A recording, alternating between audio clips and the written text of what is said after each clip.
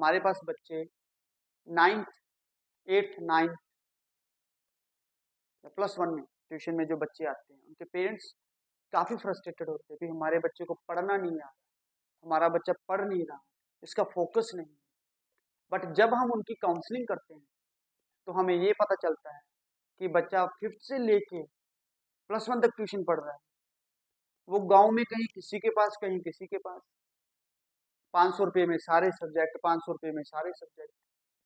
और जब बच्चों से हमने पूछा देन सब्जेक्ट में क्या था कि वो होमवर्क कर रहे हैं, चेक करवा रहे हैं, डन होमवर्क किया, चेक करवाए, done. This is not about tuition. Tuition हम लेते हैं, एक्स्ट्रा कोचिंग हम लेते हैं बिकॉज 2-3 रीजन होते हैं इसमें।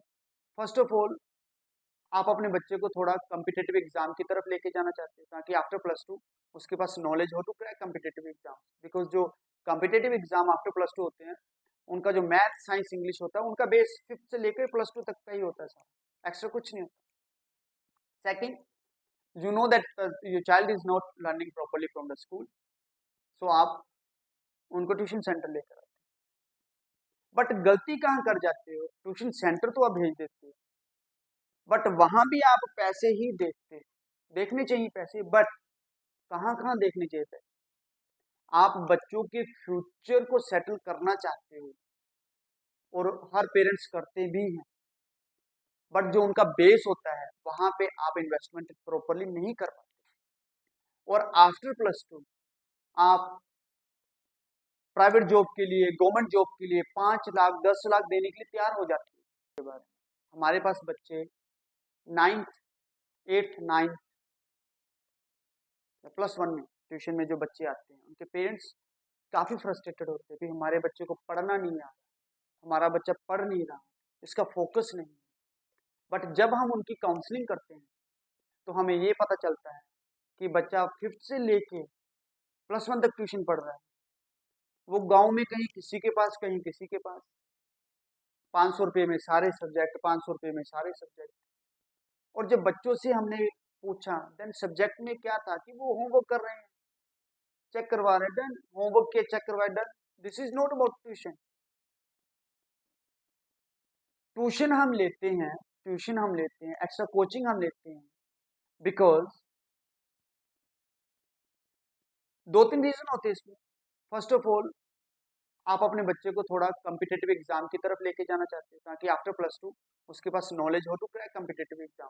बिकॉज जो कम्पिटेटिव एग्जाम आफ्टर +2 होते हैं उनका जो मैथ, साइंस, इंग्लिश होता है उनका बेस 5th से लेकर +2 तक का ही होता है सर, एक्स्ट्रा कुछ नहीं होता।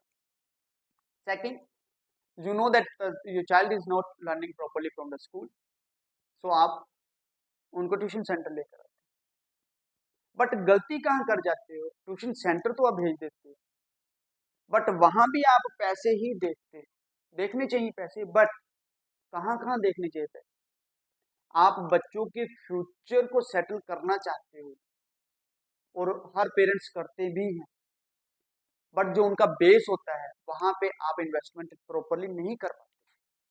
और आफ्टर +2 आप प्राइवेट जॉब के लिए, गवर्नमेंट जॉब के लिए 5 लाख 10 लाख देने के लिए तैयार हो जाते हैं।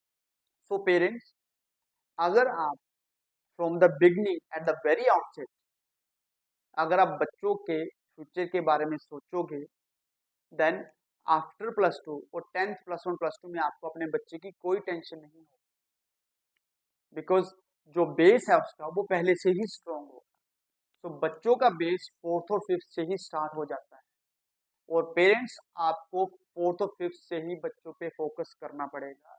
If you want your child crack +2 in good marks in medical or non-medical, or he or she easily crack competitive exam after +2.